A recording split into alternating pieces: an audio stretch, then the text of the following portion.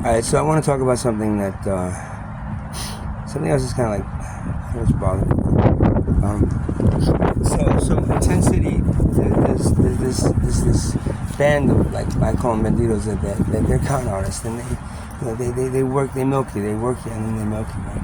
So I've been stopping them, in one way or the other. But now they have a new technique, and I want to explain what this technique is, and I let it go get to the point where it's just like, and you'll understand what I mean when I say that I let it get there, because I wanted to see what it was exactly, so now I can explain it. So there's two women and two guys and four guys that are, like, I consider the bandito guys. Now, one of the women, she's very friendly, and she constantly comes over to my tent and says, "Oh, how are you? Good. I want to make sure you're all right." And it's kind of like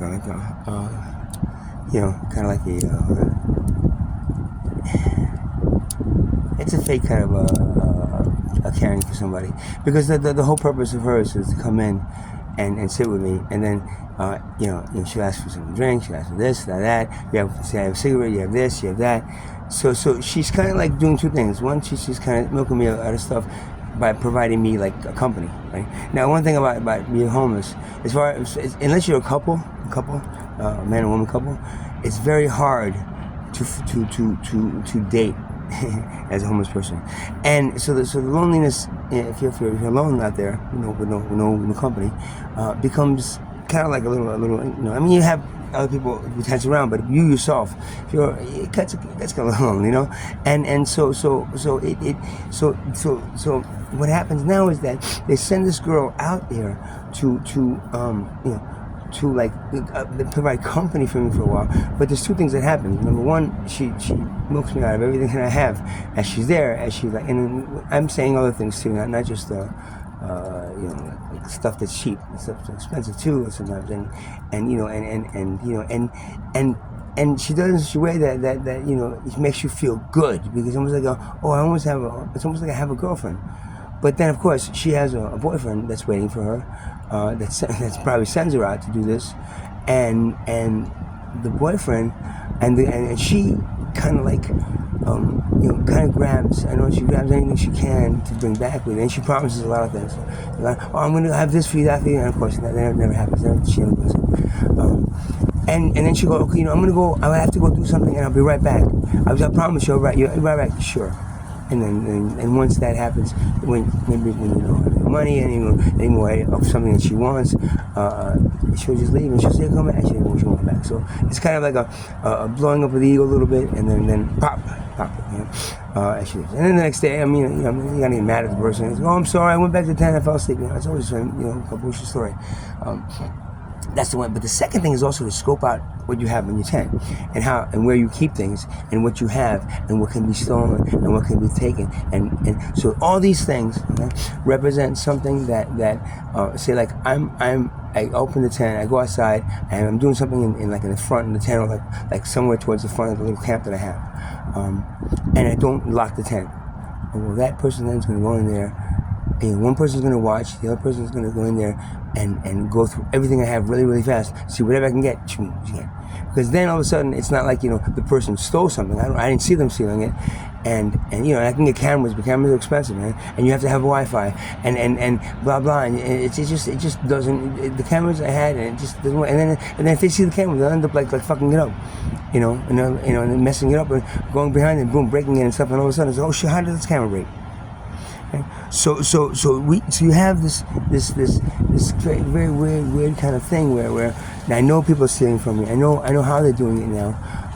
Other than me, like, sitting in there acting like I'm going out and then finding my way back in there and just waiting in there, I have really no. I'm scared if I leave my phone there recording something, that they'll find the phone and take it. It's that creepy.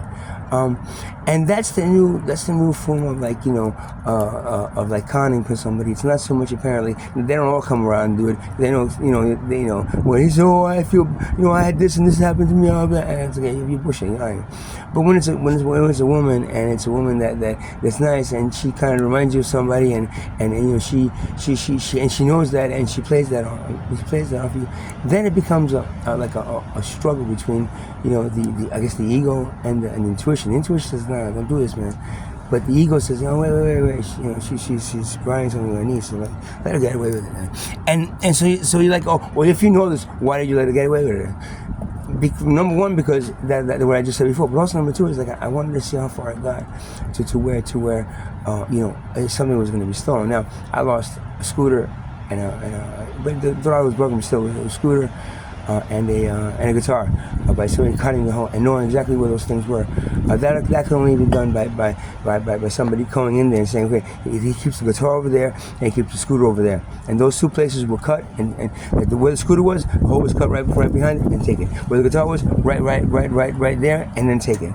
So those people knew exactly where those. So it was somebody that was in that room that then told the person, this is where they are. Right? Well, so that's what ends up happening as the. So then that's nothing. Now another thing happens too, which is really creepy. And this is how they get back at you. Now, say if the person comes over and says, oh, and I say, no, I don't feel like hanging out tonight. I'm sorry, I'm busy. But then that person, because you didn't pay into, like it's almost like a mob, you didn't pay them to not rob you, then what they do is fuck with you. So, I could be asleep, all of a sudden I smell something really weird. Now I have a very sensitive smell, I'm very sensitive to like scents and perfume type stuff, and it actually gets me a little sick. All of a sudden, I start smelling that. Then I kind of hear, is somebody spraying something? Let me watch out the tent. I don't see anybody. But they can do it really fast and quick, and even when I'm not there, they can just take a can of roach spray or Reezy and spray it all inside, right under the tent. All of a sudden, why does everything smell and taste like roach spray? See, if you don't let them rip you off one way, they will make your life harder another way to teach you that you have to either let them rip you off, right, or pay the consequences. Now, I know people are going to say, he's making this up, he's crazy, he's cuckoo, man. No, man, this is really happening to me. And people are really doing this. And the reason that they're able to do it and get away with it is people like you that think that I'm crazy and I'm making this up. I'm not, why don't you sleep? I got nowhere else to go, man. Do you understand? I got nowhere else that I can afford. And you know what? Right here, I got 2 years into this place.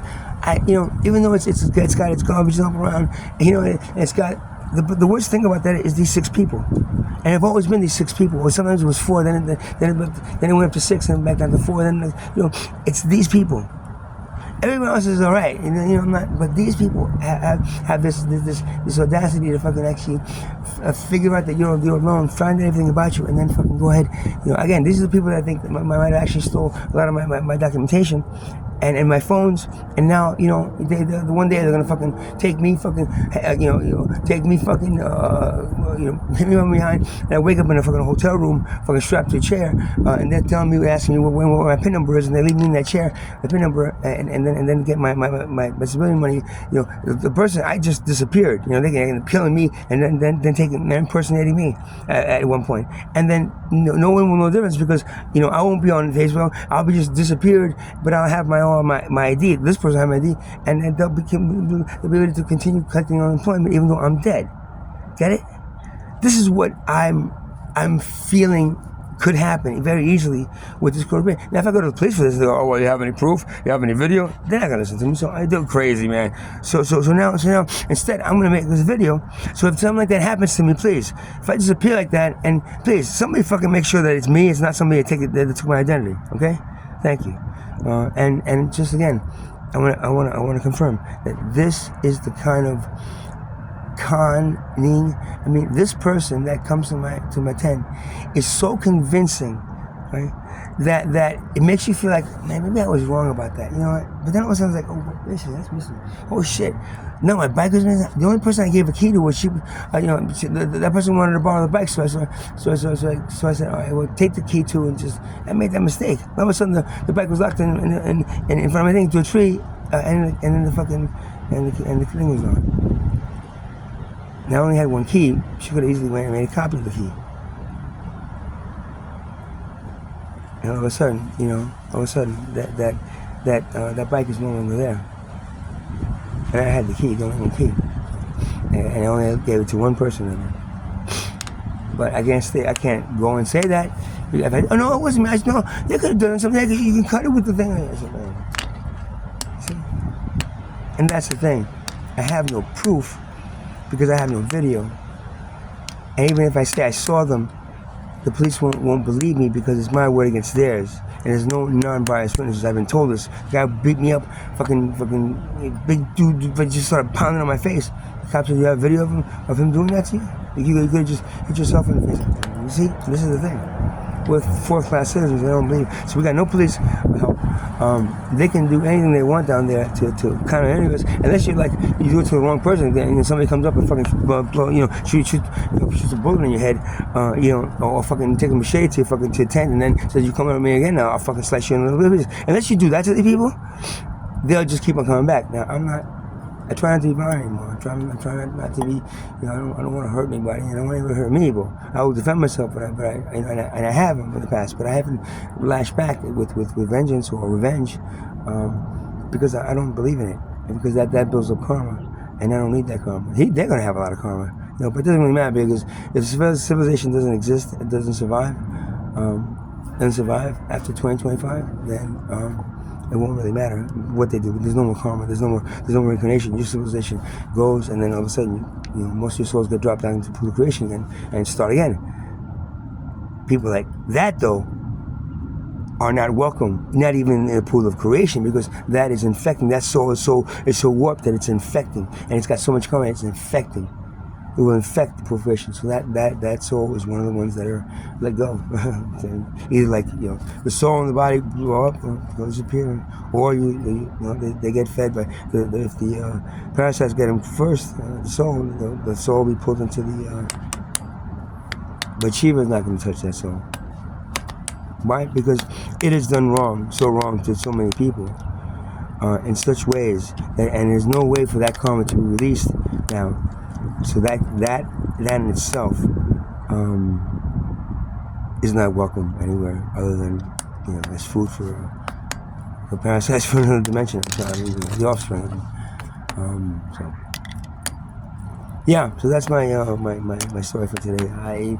I wanted to make sure that we got out there because it's been happening to me and again I'm a combination of me being pretty face and whatever and good. So these are conversations based on for finding out everything about me and then for saying whatever she thinks I'm gonna want to hear. And it's basically I'm sorry to say, but it's almost like a you want to say prostitute, but without sex, it's kind of a companionship, kind of like, and because I'm not paying and actually, then that person has a right to take. That's how relationships are. I see right now in the homeless community, they're not existent. Unless you have somebody come in with somebody, and then it's just kind of good luck, man, if you do find somebody. And if it's not, if you do hang out with somebody, they're probably gonna rip you off, one way or the other, because that's they need to survive, and you become not just someone you can talk to, but a target. Have a good afternoon.